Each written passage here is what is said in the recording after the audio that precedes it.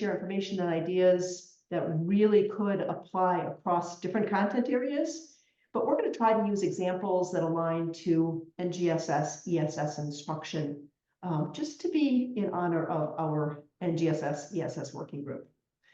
And as always, the slides and the resources and the recording of this webinar will be available to you on the NAGT webinar webpage, and they will also be posted up on the AGI, their YouTube channel, on the NGSS ESS playlist there.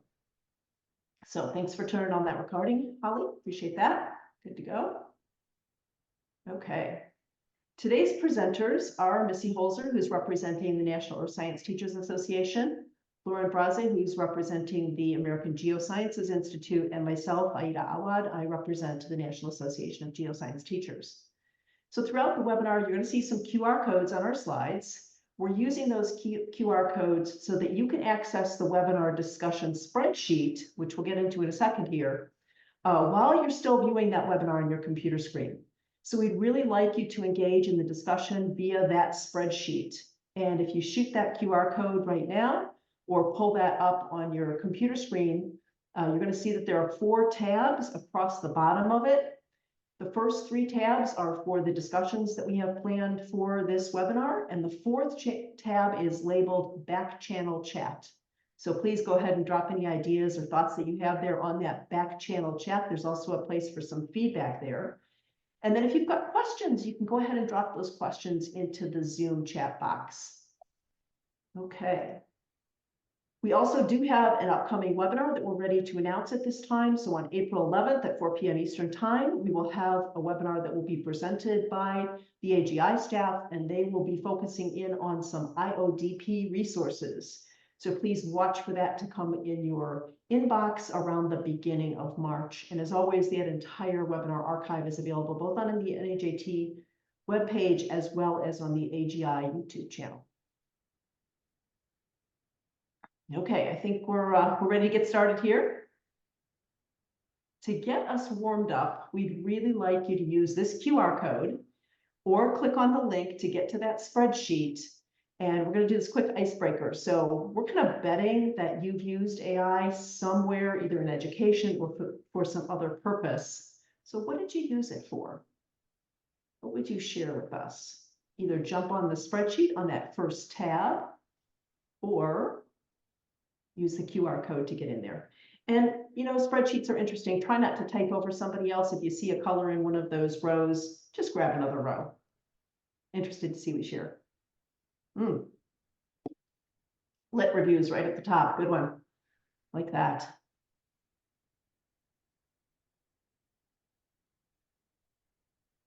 Syllabus creation help. Okay. Maybe a little cleanup there too, right? Ideas for worksheets, short answer questions, generating lesson plan ideas. There's one out there that we're going to bring you in today, other than a Google search, none that you know of. I think I'm going to tag on the word yet to that one. I've used it to try to catch students using AI, and it's proved spotty at best. Yeah, feel that one too. Those detectors are a little bit spotty. Earth Science Week ideas, nice. Ideas for the worksheet, short answer, yep. Students asked me for flashcards to learn minerals and rocks. So I made them in 3 minutes with AI and had students go through and correct the mistakes as they examine the minerals. That's a really good point that, boy, if you're using Gemini or if you're using ChatGPT, they can create some pretty creative answers sometimes. So having students take a look at those is a great way to go. Give me another 15 seconds. Yeah, especially if you're using Gemini, which used to be called Bard, it can be pretty creative on some of those titles that it's creating. Awesome. All right. Well, thanks so much for getting in there and dropping those icebreaker ideas in there for us. Appreciate that. Get you warmed up on thinking about AI and some of the uses for those tools. So I'm going to take a quick look at where we're going to go this afternoon. We're going to begin with getting some common ground on the terminology that's used in talking about Gen AI. And then we're going to think together about the rationale for integrating Gen AI into your classroom. I think after that, we'll be ready for some hands-on. So we'll have 3 really fast-paced ideas for classroom use before we debrief and talk about some of those next steps. I'm going to turn things over to Lauren here, who's going to take you through some of that terminology. Take it on, Lauren. Great, thanks, Aida. And to kick things off, let's go through some vocab that you may already be familiar with and some that might be new to you. This will ensure that we're all on the same page as we continue through the webinar. So first, let's address the central concept of what brought us here today, which is artificial intelligence, or AI. It's a broad term that encompasses various smart technologies capable of performing tasks typically requiring human intelligence. So many of us have probably already integrated aspects into our lives. I'll give you guys about a minute to pause and consider how AI is already in your life. You may be thinking about autonomous vehicles, virtual assistants like Siri or Alexa, or even recommendation systems like those used for Netflix or Apple TV to suggest shows based on our viewing history. AI also includes text prediction on cell phones and smart home technologies like lighting and thermostats. And some of these AI applications have been in use for some time now. And a big step up from AI is artificial general intelligence. And this refers to the pursuit of developing machines with human-like cognitive abilities across various domains. And while such autonomous systems aren't yet available, individuals and organizations are actively striving towards achieving this level of sophistication. Some fictional examples of AGI include iconic characters like C-3PO from Star Wars, the robot WALL-E, and Samantha, the operating system from the movie Her. And now we'll discuss GPT, which is a term that many of you are probably familiar with, especially in the context of ChatGPT. GPT stands for Generative Pre-trained Transformer, which is a model designed to identify patterns in data sets, such as text. And the interaction between AI and the data sets, called training, can use various methods, which we're not going to go into here. In text, the patterns are then used to predict future words and context and generate human-like responses. And the GPT models are often fine-tuned for specific tasks or data sets to enhance the performance in a particular application. Notable examples that we may be familiar with are ChatGPT 3.5 and the newly renamed, as Aida mentioned, Gemini, which was formerly known as Bard. Other variants like ChatGPT 4.0, Gemini Advanced, and Microsoft Copilot all come with associated costs but have more capabilities. And then expanding our scope wider, we encounter large language models, or LLMs, which is a broad category of deep learning models designed to comprehend and generate human-like text. While GPT is a specific type of large language model, it's important to note that not all LLMs are GPTs. In the same way that a square is a rectangle, but not all rectangles are squares. LLMs possess a diverse range of capabilities, including image generation, data parsing, and large language prediction. And finally, we'll quickly touch on prompt engineering. This involves crafting specific instructions to guide the behavior of AI models to enhance their performance. And prompt engineering, again, it involves an iterative process of refinement, and Missy will be sharing some valuable tips and tricks during today's breakout session. So hopefully that gave you a brief overview of some of the language you may have encountered during your interactions with AI, and we're going to go ahead and put some of that to work now.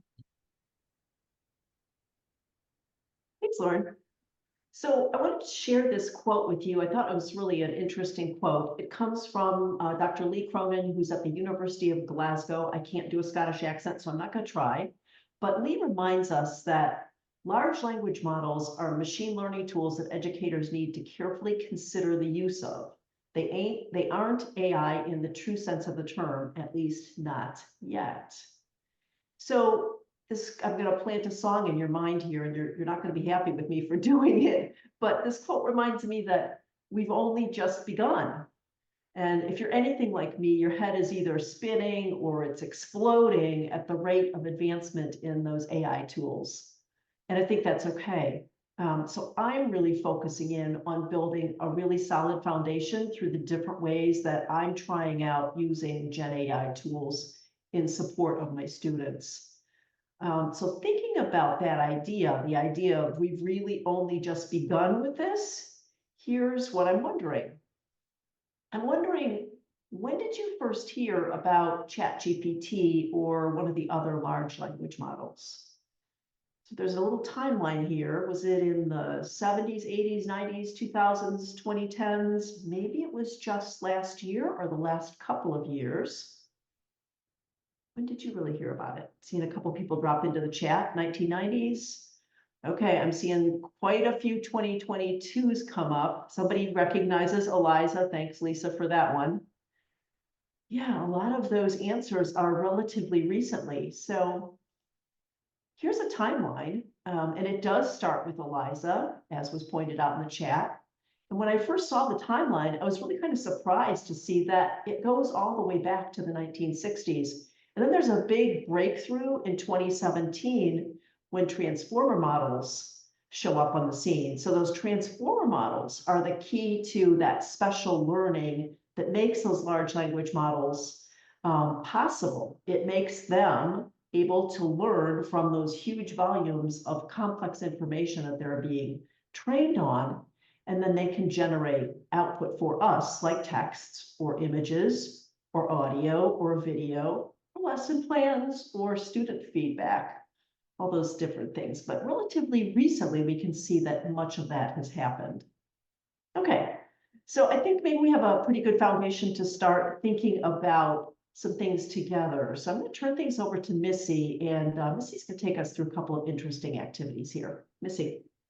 Hey, thank you, Aida. And what I'd like to do now is kind of get you to share with some of your thoughts. And so we've got a couple of profound, what we think are profound thoughts about AI and AI in education. And so we're wondering about what you think about these. So this first one is that in the future, the most valuable employees will be those who can think critically, solve problems creatively, and collaborate effectively. And with this yellow part now, these are all skills that can be enhanced by using AI tools like large language models. What we'd like you to do is to jump into the spreadsheet, and the link was just shared for those of you that just joined us. And take a look at the tab. It says we want the Crowdsourced rationale. the crowdsource rationale, the first one. What I'd like you to do is take it on there, and then from your perspective as an educator, what are your thoughts about these?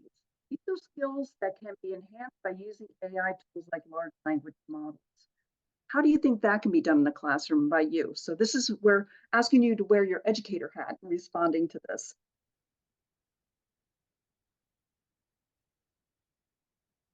And note there are two columns there, so if you want to go over to column B, you can type in that column as well. Yeah, and so we're doing a shared spreadsheet. So grab a line that's free of somebody else's highlighting and jump in and share. Thank you.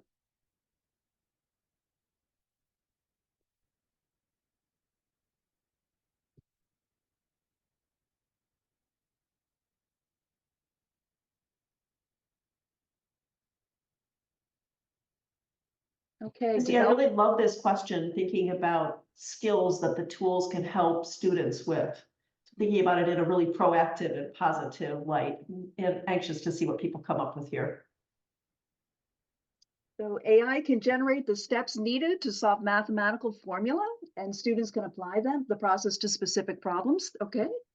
Speeds up article writing for proper language, but critical editor needed to verify accuracy. Thanks for mentioning that last piece. Develop project performance and lab assessments, practice using shared spreadsheets and graphs and shared docs, theorizing for collaboration.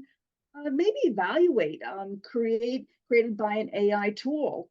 Idea generation, inspiration.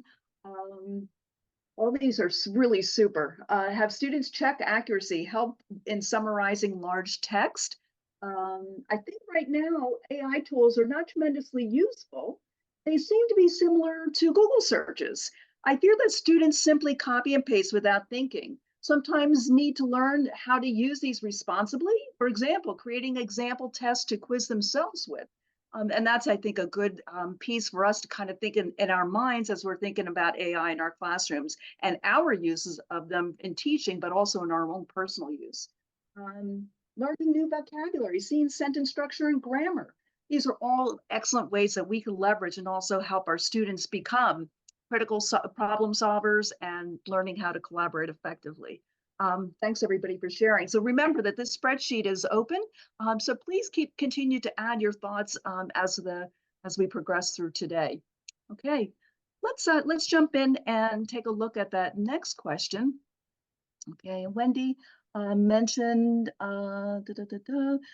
Using to generate alternative formats for disability accommodations. Thanks, Wendy. That's so super important. And that's just for, especially for a lot of us that have not been trained with disability accommodations, that's a great one that we can rely on or fall back to just as a place to start.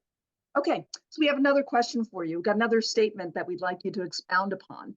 So this one is AI can personalize learning in a way that no human can ever dream of.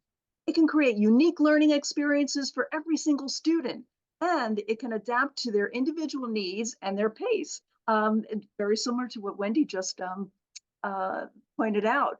However, we'd like you to respond to this on the spreadsheet, the next tab over that says crowdsource personalizing. We'd like you to respond to this through the point of view of the student. And so now I'd like you to take your teacher hat off and put your student hat on. And let's jump into the crowdsource spreadsheet and take a look at what your thoughts are on this particular line. Okay, I see a lot of gray spots, which means that we have a lot of comments coming in. Thank you so much. I can get a thorough answer to my question directly, better than a web search. Great. I want to know what the person to my left or right is learning.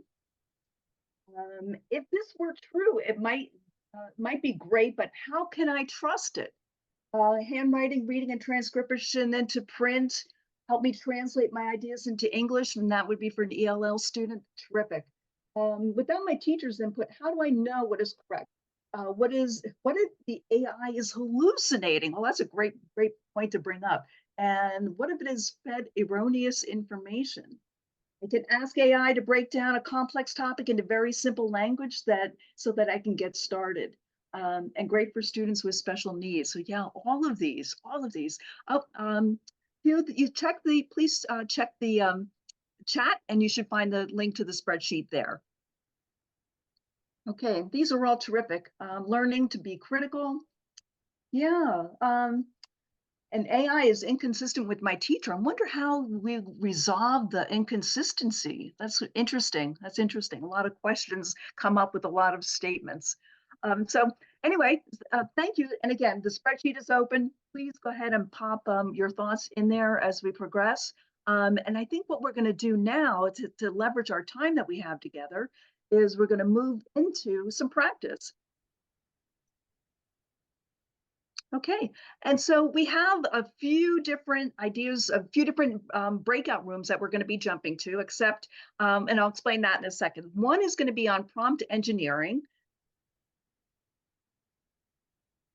Another one is going to be on rubrics, and each one of these you'll be getting some practice, you'll be learning some new techniques, and the last one you can be introduced to a fun tool and an excellent learning tool called CurryPod. So the way this is going to work is Holly has us, our leader in this webinar in the background, has broken us into 3 breakout rooms, and 2 groups will be heading out into breakout room 2 or 3, and the rest of you will be remaining in breakout here in the main room.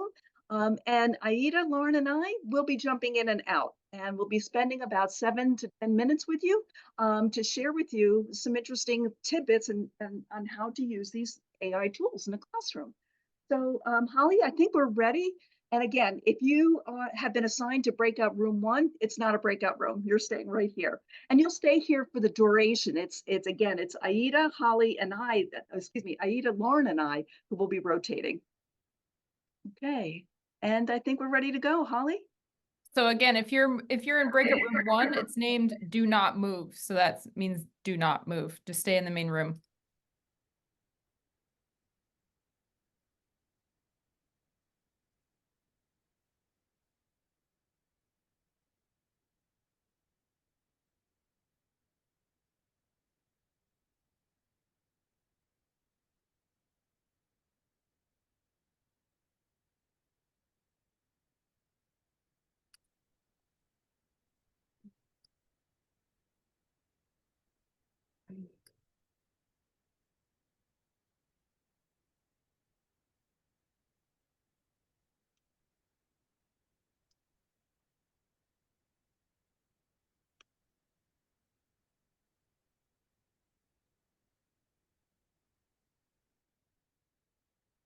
Okay, Holly, I'll let me know if we're ready to go.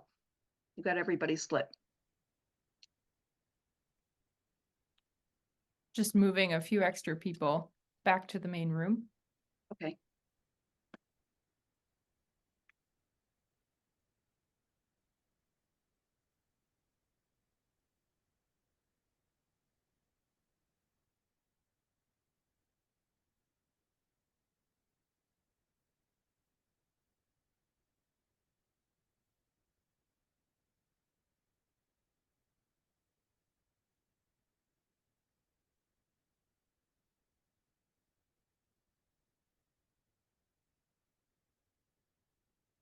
You should be ready to go. All right, welcome everybody. I'm going to be sharing from a different screen, which is actually a larger screen for me. So I will focus my voice into this computer, which has my audio and visual. However, I'll be sharing from my other screens. So share, and here we go. All right. So if you don't mind, to get us started, if you don't mind, if you could put in the chat box, if you've used AI and I know a bunch of you put this already into the spreadsheet. If you've used AI to gather information, how have you done that? How have you done that? If you've already jumped in and got your feet wet with it?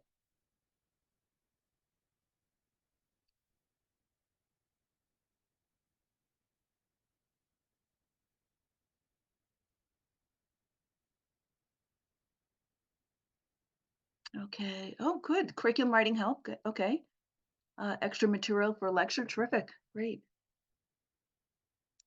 Translated resources. Oh, awesome, Kim. All right.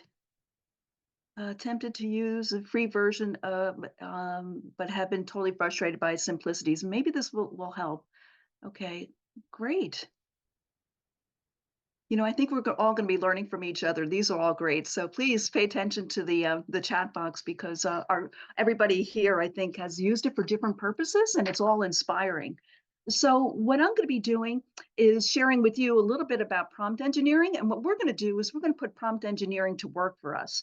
And so to get us started, there are these five S's, the 5S model for prompt engineering for educators. And the first one is set the scene. And so for this, we want to provide the AI chatbot context with what role or expertise or environment it should be used to guide its output. So for instance, you might say that you are an educator or you are a super educator or something like that. So you want to couch it with a perspective. And so with that, we say that we want to set the scene for our prompting.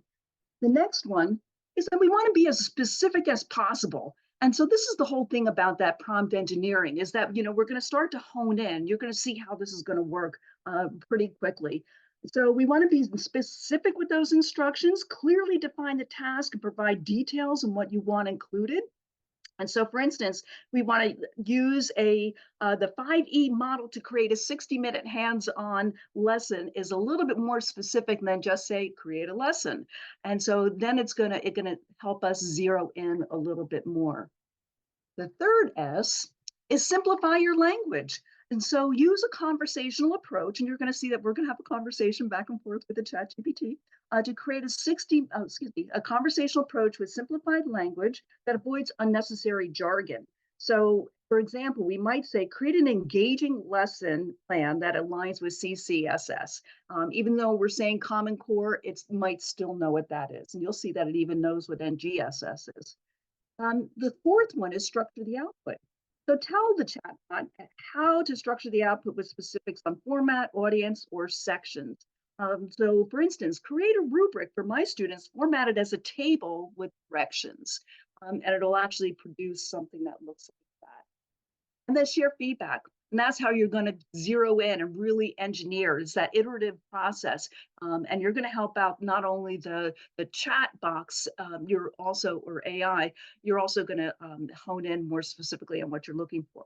So provide feedbacks at all points in the conversation, share specifics on what needs to be revised to meet your needs, and change the format from a table to a checklist.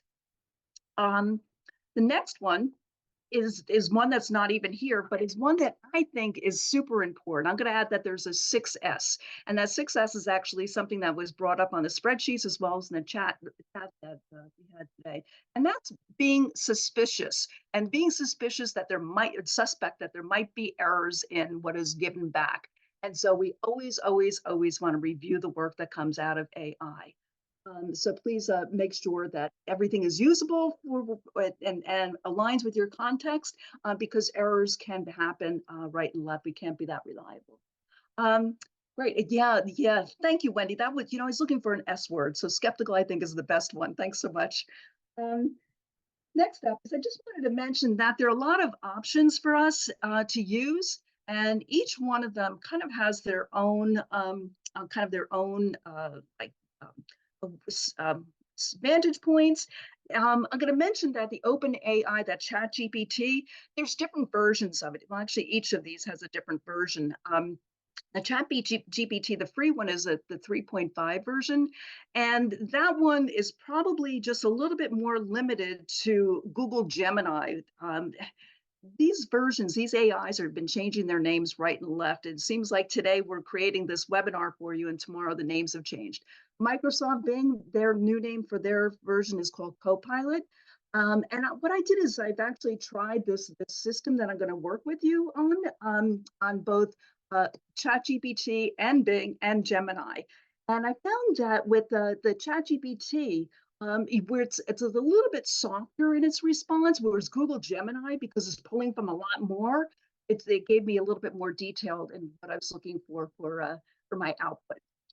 So let's put our educator hat on and see where this is going. Okay, let's get some practice. So feel free, if you want to work in the background on a version of chat of AI, feel free to work in the background and do the same thing that we're doing here. As I said, I'm going to use Gemini, but if you want to try one of the other ones, feel free to do so. So this is going to be our trajectory, and I'm thinking that we only have about 3 minutes to do this because we have to do a 7-minute rotation through each one of the breakout rooms, but we'll get as far as we can. So what we're going to do is design a unit plan, but first we're going to identify an earth science topic and a grade level, and then we're going to start zeroing in. We're going to ask it for a phenomenon and then align it to a specific NGSS DCI. And we're then going to ask to make it local, and you might see some hiccups with that. Then we're going to ask it to generate some lessons.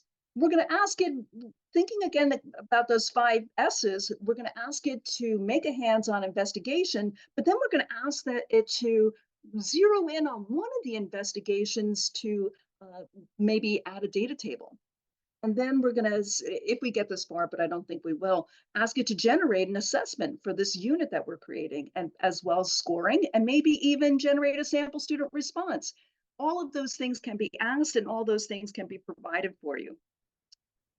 Let's get started. Let's give this a shot. Okay, and so, as I've said, I'm using Gemini. I would like from you, let's give this a community shot here. I'd like from you a topic, an earth science topic that we can use here, and a grade level would be helpful. An earth science topic and grade level. Tectonics, and Sarah, what grade level do we want? We want 5th grade, so, okay, so I'm gonna be conversational. Please create a unit on plate tectonics for 5th grade students. Okay, let's see what it gives us for a unit.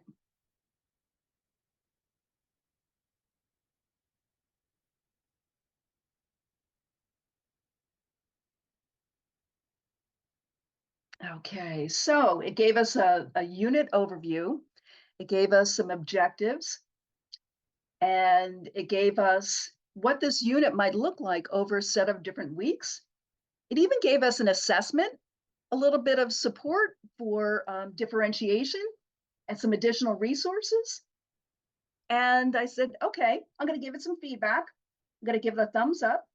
Don't have time for extra feedback, but I want this to hone in on, I'm going to skip the NGSS one, so I don't have time to type all that in, but I'm going to ask it to focus in more specifically on types of plate boundaries. Please create a lesson on plate boundaries. Okay, let's see what it does now. So that was just one of them. That was just one of them that was listed, one of the ideas. And we're going to run out of time. I know we're going to run out of time. Okay, so Liana tried one, a groundwater lesson, told me to pour different colored water on maps to see how it flows. Cool. Well, you know, again, you always have to say, wait a second, is this going to work or not going to work? So then I think what we want to do here is we have just one lesson, and well, let's say that I want to make this, let's hands-on. Hey, Missy, sorry, I'm going to jump in. I'm here when you're ready to head out, if you want to finish Okay. up. Okay, so I'm going to stop here and do stop share and move on to a different room, and I'm going to hand you over to Lauren. That was just a small taste. So keep drilling down and keep iterating, and I'll see you later. Great. Hi, everyone. Thanks, Missy. So I'm going to go ahead and we're going to jump to the next topic, which is going into creating rubrics using AI. And it looks like Missy had up ChatGPT, possibly Gemini. Do you guys have links to those already in the chat? If not, I can toss them in there. Great. I will throw those in really quick just so that everyone has them. And so through this breakout room, let me get to my chat. Sorry. Oh, Missy, I think I still see you sharing screen.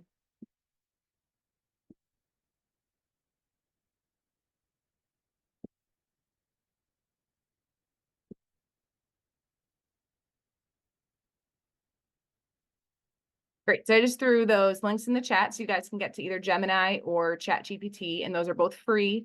You do need accounts for them, but that again helps because it saves your chat history. So you can go back and forth anytime you want. And so you can pick either of those. You can put both up and you can generate your rubrics using both to see some comparisons between the different tools. But again, we will be creating some rubrics today. So I'm going to start really quick with just a little bit of information about rubrics that we all probably already know, but it's helpful again, just to make sure we're on the same page. And so again, rubrics, it's a roadmap that guides you teachers and also students through the assessment process, and it outlines especially criteria for success and levels of achievement expected. They offer several benefits, which I think we're all well aware of that are on the screen.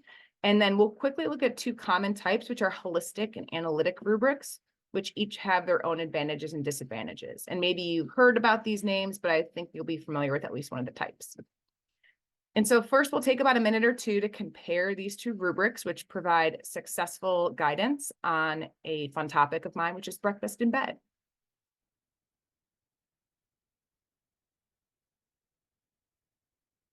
And so you probably noticed that the holistic rubric considers the work as a whole and doesn't break down into any specific criteria, whereas the analytic rubric does break down the criteria and evaluates each aspect of the performance separately. Some of the benefits of holistic rubrics is it usually generates more creative products because it doesn't specify what you are looking for as much. So the different things that students create usually are a little bit wider and a little bit more fun to examine. But typically in science classrooms, we're going to be working with analytic rubrics. And so consider what type you might want to create today.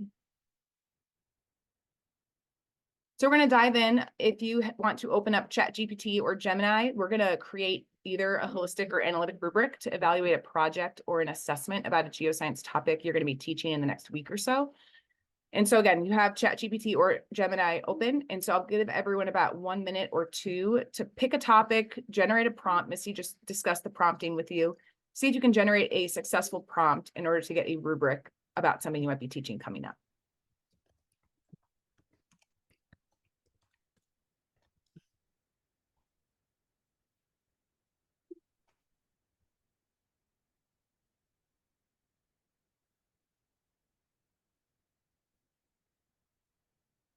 Carol, thanks for Copilot. That's a good one too. That is you have to pay for Copilot. It's not free for everyone. And so that's why we're typically sticking with ChatGPT and Gemini today. But if you have access to Copilot, go for it and use it.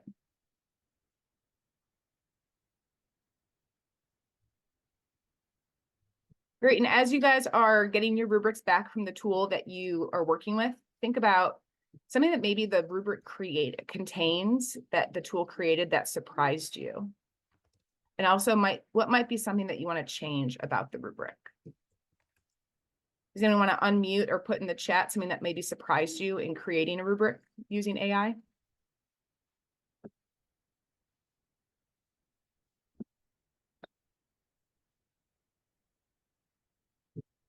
Nice, isn't it? Copy paste. Maybe change the text a little bit, but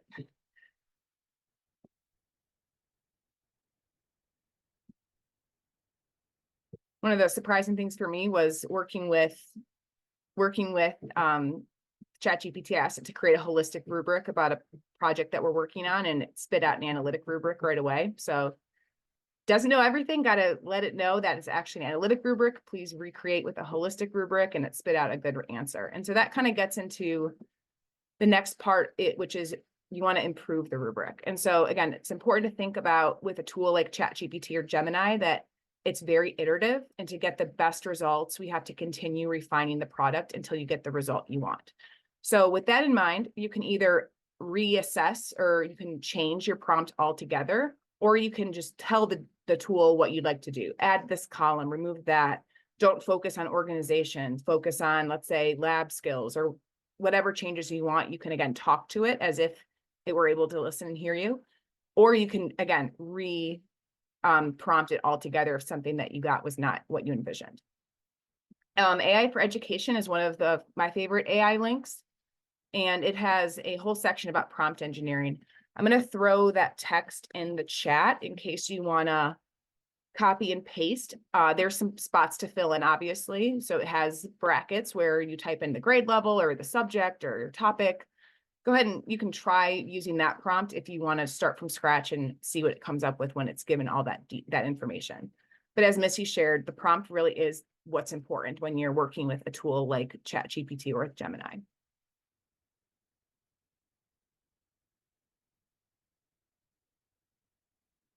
And then after your rubric is created, or maybe you're doing it one version in Gemini and you want to try and see what ChatGPT gives to you, think about how they differ, what are some strengths from the different tools, and what sorts of changes would you make, and how would that help your students? Yeah, Ingrid, that looks like a great tool. You can even specify for the grade level that you're working with.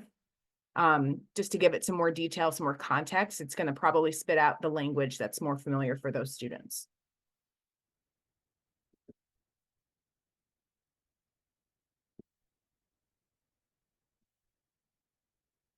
And then one of my favorite reasons for working with AI for rubrics, when I taught chemistry and astronomy and physical science for about 7 years, and rubrics were not my favorite thing to create. So this was wonderful when I discovered this.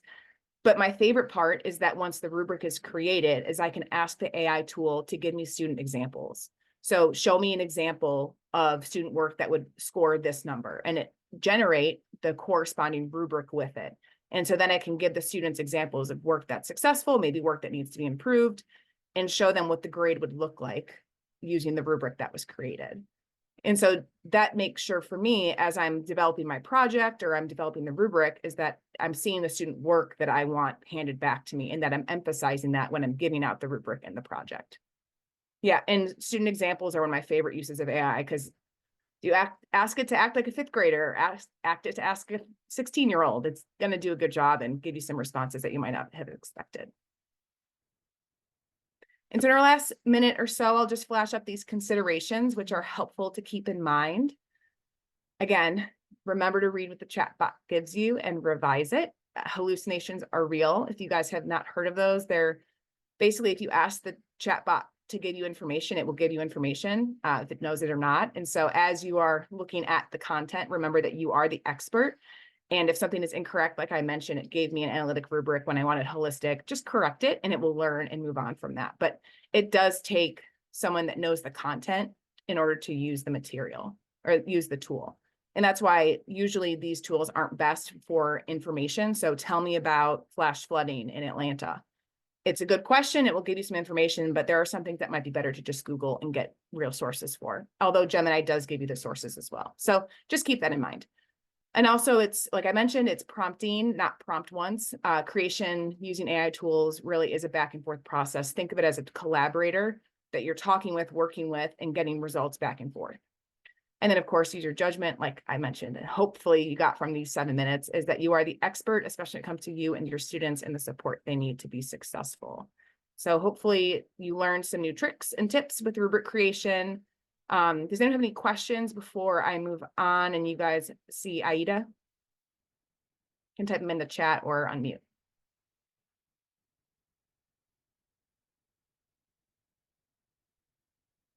Okay, and I'll throw one more rubric out there in case no one's ever heard of it. It's a single point rubric. It's very fun. It gives you just kind of that middle band of this is what's acceptable, and then it lets you elaborate on things that were successful or things that need to be changed. It does take a little more teacher work that you usually fill in more text, so it's not just circling rubrics and moving on quickly, but they're one of my favorite rubrics to use as a class because it really does give great personalized feedback and allows students to be creative and elaborate and advance the project in creative ways. Awesome. Well, I'm going to jump on, and like I mentioned, Aida will be jumping in this room shortly. Go ahead and feel free to continue to play around with the chat bots and work on some rubric creation for your upcoming projects.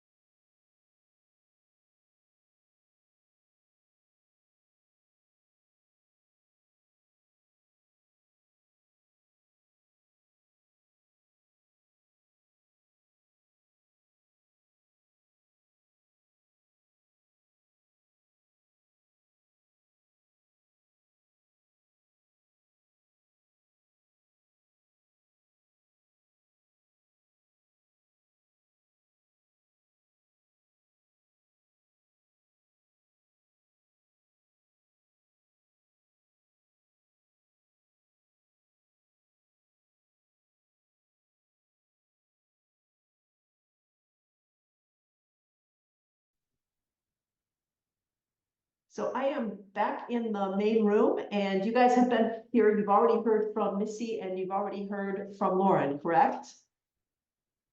Everybody? Yep. Somebody give me a thumbs up. All right, perfect. I'm going to ask you to grab your phones. Grab your phones, grab your phones. You're going to need your phones for this one. And I am going to share the screen. So today I'm going to share a tool with you that's called CurryPod. And the reason that I want to share this tool with you in particular is because as an AI tool, it has the power to provide your students with immediate and individualized and personalized feedback, which I think is great. So it's a tool that contains templates for creating lessons. It contains already completed lessons that you can take and adapt or run as they are, or you can go ahead and develop your own lessons from scratch. So I'm going to pull up a lesson that I created earlier, and we're going to walk through this. You're going to be the students today. And this is a lesson that comes from a template that CurryPod calls feedback from a historic figure. And the historic figure that I asked it to create a lesson around is Alfred Wegener. So it gave me this nice picture on a slide that I could put right up of Alfred Wegener. And it generated a little bit of information as a reminder. I'm thinking about this as an exit ticket for my students. Grab your phones because you're going to log into CurryPod just as a student would do here in just 1 second with this screen. So if you can grab your phone, shoot that QR code or type in to your browser there, curi.live, Curry Live. Grab the QR code. Once you get there, it's going to ask you for your actual name, because as a teacher, I want that name on the report that only I can see, so I can see how you did. But it's going to give you a nickname. So I've got a walking fish and a smiling cat and a falling fish. Interesting names there. Great to have you all joining. I've got 17 of you in so far.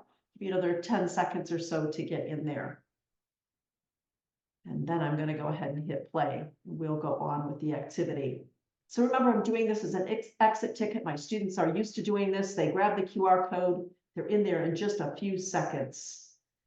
And once they get in there, they know that the next screen they're going to see on their device is a screen where they will see the prompt at the top of the screen. Underneath that, they're going to see a text box, and that's where you're going to type in your response. So here's the prompt.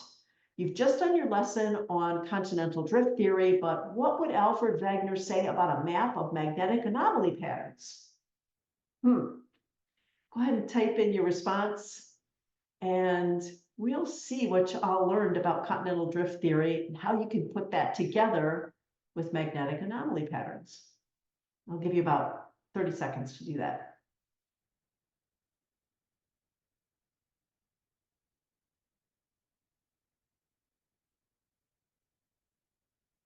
And I think one or two of you will probably do this as a student and say, boy, I don't know.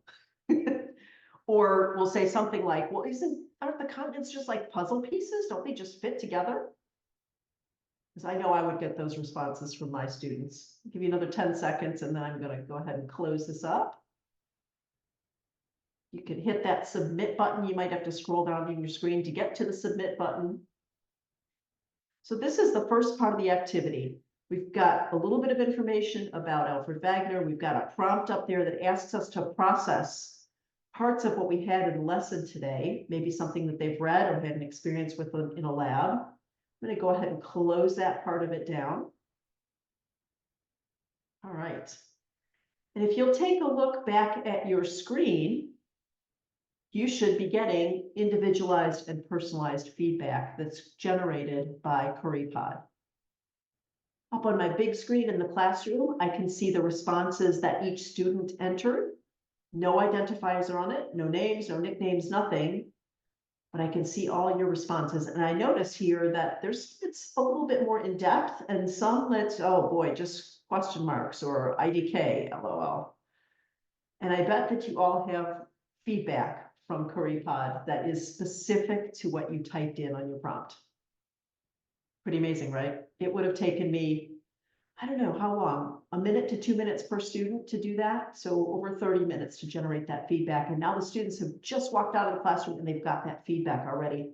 Or maybe they're still in the classroom, and I'm going to go ahead with the rest of this activity that CurryPod offers me, which is this. It asks next, what did you learn from the feedback? Get your lesson, got a prompt, you put in your response. And now you have to say, okay, what did I put together from what I wrote and the feedback that it gave me? What did I learn from that? So if you grab that screen again, there's going to be another text box there, and you can just drop in a quick note about what you learned from that feedback.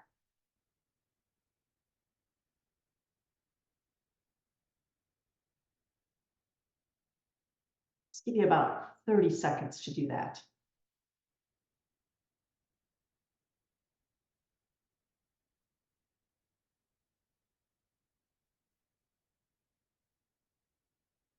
Thanks for the humor there, Wendy. Classified clearance back then.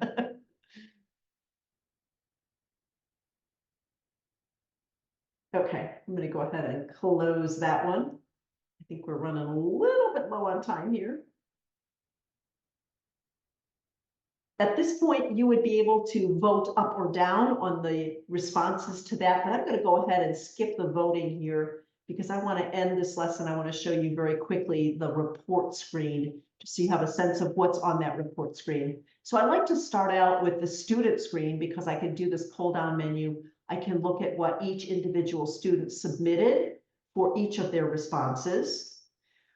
And then I'm going to come back to the summary screen because I like this generate insights button.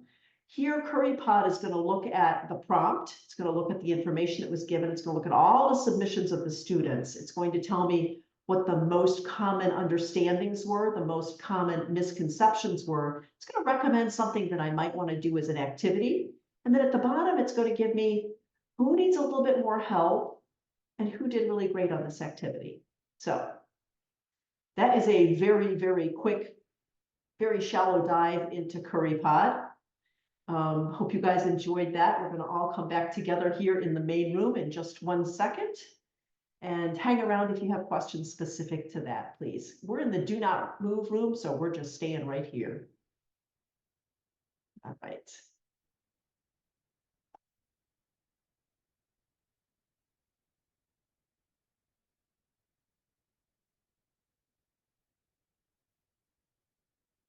Okay, I think we have, do we have everybody back in our room yet? Not quite. Not quite, okay. Are they coming back, Holly? They're coming back. Okay, excellent. Can you see my screen? Yes, we can. Excellent, thank you.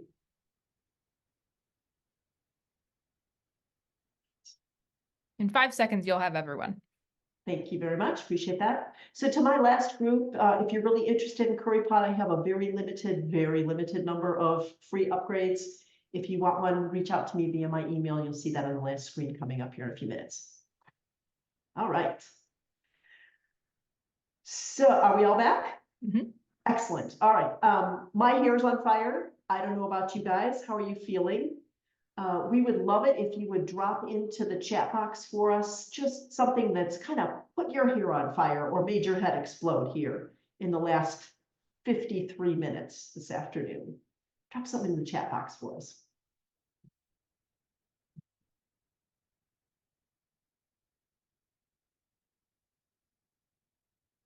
The rubrics, yep. So it says you can log in for free, but the price says 4,000. If you scroll down below that, it's, I think, $8 or $7 a month. That's for a whole district on that price one. You liked CurryPod, you're feeling more brainiac. Nice, thank you. The rubrics are really cool, right? That's going to save us a lot of time. Can help with creating anchoring phenomena. Yep. Overwhelmed with the AI smarts. No, we shouldn't be. We're all just getting started. Remember, we've only just begun, and no, I'm not singing that song. Impressed with what is possible. I think I'm going to go down the rabbit hole this afternoon. Yeah, I bet a lot of us will do that. So I have one really big ask for you right now. Put at least one thing on the top of your to-do list, or put it on that calendar of yours. We want to see it way up there at the top. All right. Continue to drop some information in there. I'm going to go on to our next slide because we're going to run out of time here in about 6 minutes. You'll have access to these slides, and on this particular slide, you can see 3 sets of crowdsourced AI resources. These are very broadly across education. They have been out there. The 2 on the sides have been out there for a couple months. The one in the middle is relatively new. But these are really deep crowdsourced resources. So I think you will find an awful lot there to dig into, and it will take you down yet another rabbit hole. But I encourage you to take a look at those. Thank you, Lauren, for dropping those links into the chat box for us as well. Okay, that kind of wraps up our time here. I'm going to shift hats back to the webinar moderator here and remind you that we have another upcoming webinar on April 11th that will focus in on IODP resources that'll be presented by the AGI group. And this webinar will come out as a recording, as the slides, as the resources very soon to you. The post-webinar survey, maybe Holly, if you could drop that link in the chat box for everybody. The post-webinar survey is the way that you get a certificate of participation if you need that, but moreover, we really appreciate the feedback that you share with us. So please do jump on that post-webinar survey for us. Somebody got the link, drop it in the chat, please. Okay. We also have a page up on the NAG2 website that is called the K-12 Professional Development Opportunities. That page is filling up quickly with great things for you to do in terms of professional development for this upcoming spring and summer. So please jump on that. If you have an opportunity that you'd like to have listed there, please reach out to Missy or myself. We'll be happy to get that up there for you. And the webinar, as you know, NAGT working group is made up of 3 organizations. NAGT is one of those 3 organizations in the NGSS ESS working group. And NAGT is your source for all things geoscience education. And we'll pass it on to Missy to say a quick word about NESTA. Missy. Yeah, so NESTA, National Earth Science Teachers Association, is your premier K-12 Earth Science educator organization for teachers by teachers. We have a quarterly journal that we publish quarterly. We have a monthly e-news, wonderful website, and we have a wonderful presence at NSTA. We hope to see many of you there. Please join us. Lauren. Great, thank you. I'm with the American Geosciences Institute. We're a federation of member societies. We love to work with anyone in anything related to geoscience. One of our big initiatives is Earth Science Week, which is in October every year. This year's theme is Earth Science Everywhere. If you are interested in getting some more information, feel free to contact me at my email address or visit the link or visit earthsciweek.org. Thanks so much. Thanks, everybody. We're going to leave this slide up with our emails on it. If you'd like to reach out to one of the 3 of us, thank you so much for being here. Thank you to Holly. Congratulations on getting us all in the place we needed to be. Really appreciate that, Holly. Thanks so much for being there in the background. And feel free to jump off now, but if you would like to hang around, we will hang around for a couple minutes and be here to answer questions. So thanks for joining us this afternoon, and we will see you on our next webinar. Thank you so much. Bye.